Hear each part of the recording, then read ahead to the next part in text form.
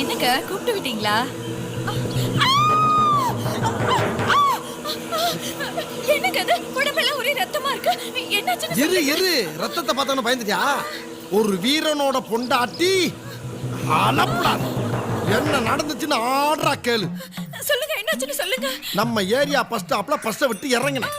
எவனோ ஒரு திருட்டு நாய் என்னை இடிச்சு விட்டு ஒரு புள்ளியோட செயின் அத்துட்டு ஓடினான்.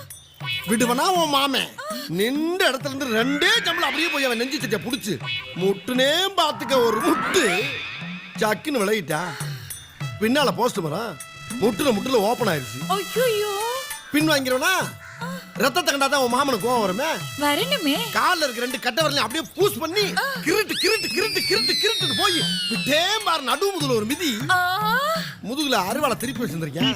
பலாப்பழம் பிறந்த மாதிரி 2 பாதமும் பொழந்துருச்சு. அப்பயும் விடலையே, பாதம் தானே பொழந்துச்சு.